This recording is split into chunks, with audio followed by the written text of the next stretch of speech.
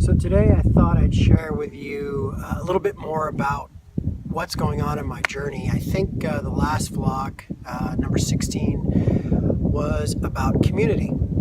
And obviously with community also goes friendship. And I thought I'd take a few minutes and just kind of describe something that I'm going through, very personal. And I thought maybe you might find it somewhat motivational for your own purposes. This new journey for me has really been exciting, and one thing to kind of get out there and hopefully through discovering myself is to motivate others. And one of the ways that I've kind of been discovering things about myself is through what's been lacking. And I've recently realized that I don't have any friends. As odd as that sound, I mean, of course I have friends, but I've always used that term few and far between. I have many great acquaintances and people that I get along with.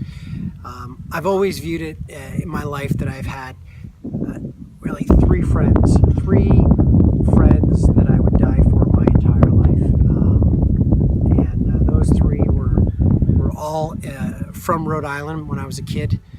One of them happens to be my next door neighbor when I was a kid that I've known since 4 years old. And so, I've always mentioned that to my wife, and I've always been, as an only child, I've always been very kind of, to myself and kind of a loner. But where I am now, looking back, it's like, okay, I've basically had 6 major phases of my life. Childhood, rowing, New York City, Los Angeles, Vancouver, and then of course now. I've met some amazing people in those years. Some great friends, great people that I wish I would have known more about. We've been through some trials and tribulations, whether they were putting up off-Broadway shows back in the day in New York, in the industry, in the food and beverage industry, obviously as struggling actors and bartending and serving and all that, and going through the successes and failures that we all have, bouncing those off one another. Coaching all my athletes, even back from the university days when I first coached at the University of Rhode Island, as well as my Simon Fraser, most recently SFU, head coaching, and all the masters that I've been coaching over the years.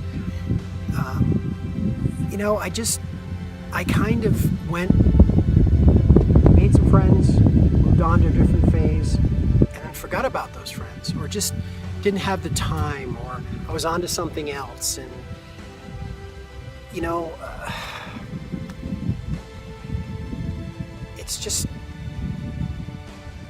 it's lonely. That's all I can say. It's just lonely. And because now that I'm kind of putting myself out there and doing my Instagram and my Facebook and all that, I've started to reconnect with some of those kind of lost people. And it's it's a process, but so far it's been pretty amazing. Even 2 of my 3 that I mentioned, reaching out to them, it's been probably, I haven't seen them in God knows 9 years, 10 years. Haven't really talked to them probably since then, or maybe 5 or 6 years. But my one friend Ed, his son is getting ready to get a scholarship, hopefully, for Division I baseball in the States. And the last time I saw Jake, his little boy, is probably 5, you know, and all of a sudden I just see all these pictures in front of me of flashing of, Jim, where have you been? Jim, where have you been? Time goes by. Time goes by. Steve, my other brother from another mother, his daughter just went to her prom. And I mean, I held his baby in my arms, and I haven't seen her since 2005, so 11 years. I mean, where does it go? Been reaching out to my old college buddies that I used to row with, and these are guys that helped me become who I am. I mean, as I've said, and you guys have heard, rowing has defined me. Well, it's really my collegiate rowing defined me, and it was, you know, a handful of guys that made me who I am. And you know, part of me is sad that I let time go by, you know, but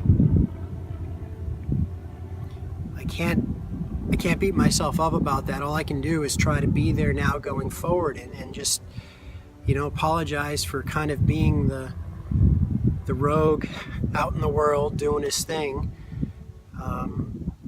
and appreciate that I at least had the courage, you know, to reach out to him. Because I guess what I'm trying to tell you, it's never too late. I think anybody that's viewing this probably has some friends out there that they just really want to reach out to, but maybe they're afraid, they're ashamed, they're embarrassed, they're angry. I don't really know. For me, it could have been a combination of everything, but it feels pretty damn gratifying that I put that aside and said, screw it. You know, for me to be the best version of myself, I need to embrace my past, and I need to reach out and give thanks to the people that helped me along the way. They picked me up, they helped me, they encouraged me, they were there, we laughed together, we cried together, we grew together. And you know, I think the world would be a better place if we all did that. So I guess what I'm trying to say at this stage is just, you know, seek out some friends. Just pick one and reach out. You know, just do it. I think you'll be in a much better place if you do. I know I am, and I'm really looking forward to some of the further exploits. It is amazing. I mean, we've already, some of these people just going back and forth. It's kind of like, well, it's like we never left. And I haven't, a couple of my rowing buddies, I haven't talked to in 20 years. 20 years after spending every day of my life together with these guys for 6 years. It's crazy.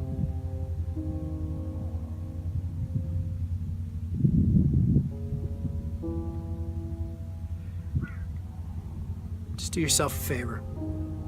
Friendship, community. Just throw it out there. Go out. Find someone that you've lost and just rekindle it and go for it. Thanks for listening.